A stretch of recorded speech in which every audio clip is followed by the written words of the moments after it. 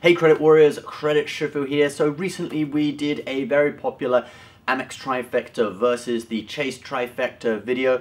There were a couple of criticisms though from viewers. One was that we didn't include a little advantage to Chase for the fact that the points are worth 1.5 cents or 50% extra in value when you're using the Sapphire Reserve through the portal. So we'll be incorporating that in this version. And the other criticism was that we had a couple of business cards in there. So each trifecta we used had one business card. Now, not everyone has a business or is a sole proprietor or has a way to get a business card. So some people asked us in the comments, can you do another video with all personal cards? So that's what we're gonna do today. We will be replacing the Blue Business Plus with the Amex Everyday Preferred card in the Amex Trifecta. So the Amex Trifecta in this video will consist of the Platinum card, the Gold card, and the Everyday Preferred. And in the Chase Trifecta, we'll replace that Inc. Business Unlimited card with the Freedom, the regular Freedom. So we're gonna have the Sapphire Reserve, the Freedom, and the Freedom Unlimited. So we got two Freedoms in the Chase Trifecta. All right, guys, so we're gonna go through almost the exact same process again, and we're gonna compare these two Trifectas. Let's go. First up, we're going to talk about annual fees. So the Amex Platinum has a $550 annual fee. The Gold card has a $250 annual fee that just increased recently. And the Amex Everyday Preferred has an annual fee of $95. So that takes the annual fees for the Amex Trifecta up to $895. This has changed in the previous video. The version that we did, it was just $800. Now let's have a look at the Chase Trifecta. So with this one, it's just the Sapphire Reserve that has an annual fee, which is $450, and the other two Freedom cards have no annual fees, so the total is $450. So on this one, Chase wins. So it's 1 point to Chase and 0 to Amex at the moment. Now we're going to look at the credits that can offset that annual fee and give you a lower effective annual fee. So these credits include like airline credits for gift cards and baggage fees and stuff like that, or you know, dining credits, etc. I'm not going to go through them in detail because we did that in the last video, but let's just list them. So basically the Amex Platinum has $500 of reasonably easily usable credits, and the Gold card has $220 worth of these credits, so it's $720 in total. So that brings the effective annual fee on the Amex Trifecta down to $175, a little bit more than in our first video. Now with Chase, you just have that one travel credit on the Sapphire Reserve. Very, very easy to use, $300. I just want to make a minor point here as well. Someone said that like, oh, I wouldn't call the Amex's credits easy to use. You know, only the Chase one can really be said to be easy to use. Now what they said was correct, but I think the tone is wrong because we don't want these credits necessarily to be that easy to use. All right, we are credit card points and miles enthusiasts. We don't want every single person who gets this card to be able to use that credit and get that money back. Otherwise, Amex isn't going to earn their money and they have to increase the annual fees. It should be that only the sort of niche people who read credit card blogs and watch our videos, right, know like how to utilize these credits to really maximize the value. If everyone did it, then the fees would go up. So we don't want them to be too easy to use, all right? And that's probably why Chase, you know, the Sapphire, it doesn't provide as good benefits as the Amex Platinum because its effective annual fee is only $150 because it's giving out this super easy to use travel credit to entice, you know, millennials or whatever. Anyway, so the travel credit of $300 brings the annual fee down to $150 for the whole Chase Trifecta.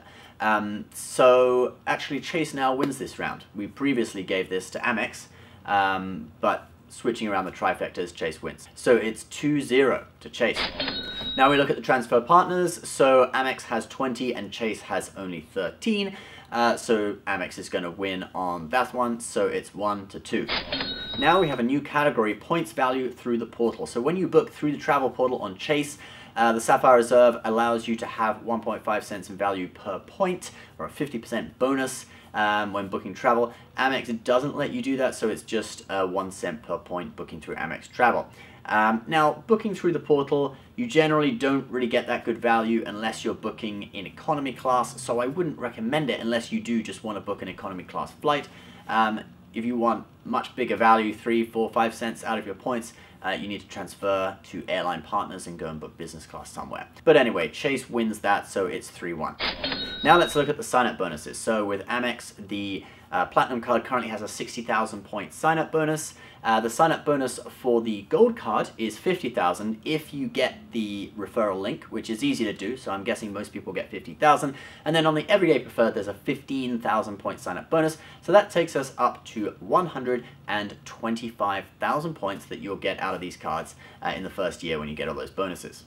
Now we move on to the Chase Trifecta. So the Sapphire Reserve has a 50,000 point sign-up bonus at the moment. Now, in our previous video, we had the Inc. Business Preferred, which had a whopping 80,000 point sign-up bonus. We don't have that anymore. We just have the two Freedoms, each of which has a 15,000 point sign-up bonus. So that takes us way down, and we're now basically at 80,000 points total sign-up bonus for the Chase Trifecta. So Amex wins that round, and that takes us up to 2-3. We're now going to look at the highest earning rates on these two Trifectas. The highest earning rate for the Amex Trifecta is 5x, and that's on the Amex Platinum for flights booked directly with airlines or through Amex Travel. Then with the Chase Trifecta, we have a 5x category each quarter with the Freedom card on rotating categories. That's on $1,500 worth of spending, so $6,000 total a year. Now, I know it's limited, so potentially you could earn a lot more at 5x with the Amex Trifecta. But we'll just say for the average budget, possibly it could be a similar amount of spending in both these categories. So we're going to call that a draw. So we're going to add 1 point to each for that, and that takes us up to 4-3. Chase still just slightly in the lead. Now we'll look at the dining spend earning rate with these two Trifectas. For the Amex one, it is 4x, and for the Chase one, it is 3x. So Amex wins that round, gets an extra point, and that takes us up to 4-4, neck and neck now. The air travel earning rate is obviously 5x, and with Chase, it is 3x on the Sapphire Reserve, so the Amex wins that round. That takes us to 5-4. Then non-air travel spending, Amex is just going to be 1.5. Chase, non-air transportation, Ubers, trains, taxis, it's still 3x. That transport category is really wide. So Chase wins that one. And Chase gets a point for that, which takes us to 5-5, neck and neck again. Now we're going to look at the gas earning rate. So with the Amex Everyday Preferred, it's 2x at gas stations, but if you make 30 transactions a month with that card, you get 50% extra bonus on your points. So we're actually going to say it's 3x. With Chase, it's just going to be 1.5 on the Freedom Unlimited, but there may be one quarterly category each year that is gas and gives you a 5x return. But that's only going to be on a quarter of your gas spending for the year, unless you're like really methodical about it and sort of buy tanks of gas and store them in your home. That's not a good idea. So I'm just going to give you 1/4 of your gas spending per year at 5x.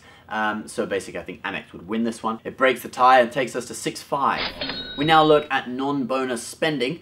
And so on the Everyday Preferred, you get 1x per dollar, but if you do 30 transactions a month, you get that extra 50%, so it's 1.5.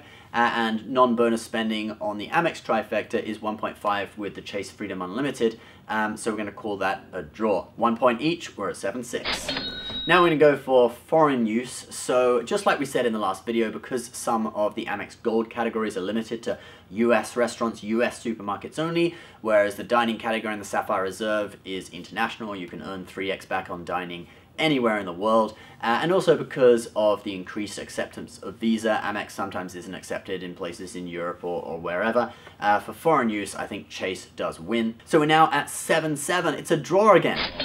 Now our next category is special things. Now in the last video I called this a draw. I really shouldn't have. I was being very, very kind to Chase. I kind of underestimated just the sheer amount of extra special stuff you get with the Amex Trifecta. So the Platinum gives you SPG and Hilton Hotel Gold status, which saves you a lot of money. I've saved a lot of money on breakfast because of having Gold status at Hilton. You get the Amex Centurion lounges. You get so much stuff. With the Chase Trifecta, in the previous video, we were adding a $600 cell phone plan from the Chase Inc. Business Preferred. We don't have that anymore, so it's just really Priority Pass Select and a few events and stuff you get from the Sapphire Reserve, and that's basically it. So I'm going to say Amex wins this one, which brings Amex back into the lead at 8-7. Alright guys, now for the final round, and that is the example budget. And for the purpose of this, we are going to say that these card holders do max out all the Freedom categories, the 5% categories, plus every month they also make 30 purchases with the Amex Everyday Preferred, so they get that 1.5 times value on their points, a number of points that they earn. So let's go through the budget now. So this is exactly the same as the budget before. So we have supermarket spending is $7,800 a year based off of $150 a week. With Amex, you're going to get 34,200 points, and that's because you're technically getting 4.5x back on $6,000 worth of spending per year with the Everyday Preferred card, and then the remaining $1,800 we'll use the Gold card for, and that's 4x. Now the Chase, we're going to use, if we look at the 2018 cashback calendar, you had grocery stores in one of the quarters.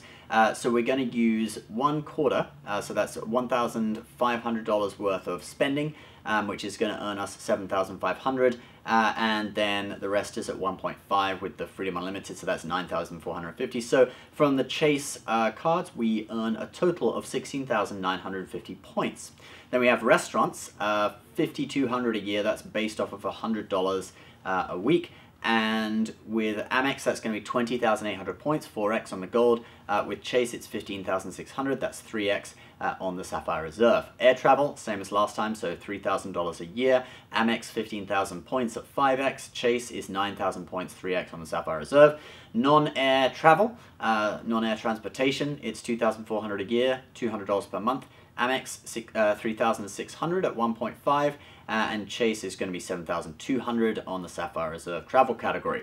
Now we're looking at cable and phone spending, $1,200 a year. Amex is at 1.5 because we've got the Everyday Preferred, 30 transactions a month. You get 50% extra, sorry. So it's 1,800, and Chase also 1.5, so you get 1,800 as well. Next we have the gas category, and I'm going to allot $1,500 worth of spending for this category. And that is because that's the average amount you'd spend over the course of the year with the car I drive, the Ford Fusion. Obviously, if you drive like an F-150 or something else, then you know you're going to have to work it out for yourself. But let's just go with that. We'll go with that figure. That's a 26 mile per gallon figure. So for the Amex Everyday Preferred, you're going to get 3x back on gas, and that's because you get 2x category, and then if you make that 30 transactions per month, you get an additional 50%, so it's 3x. So you'd earn 4,500 points. And then with the Chase Freedom, well, you have two gas categories in 2018. So we're just going to say you max out the whole category. I mean, you've got two chances to do it, to max out this $1,500 worth of spending.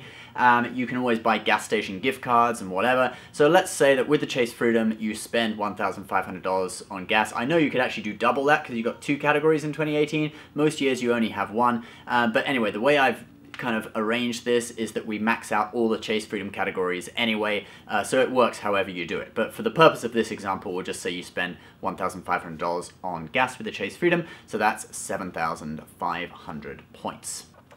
Now we have random spending at $3,500 per year. Amex will just be at 1.5x on the Everyday Preferred because of the bonus, making 30 transactions a month. So that's 5,250. Chase, we're going to say that this random spending will account for two more of the categories. So that's $3,000 in spending, and then that'll be plus another $500 in spending at 1.5.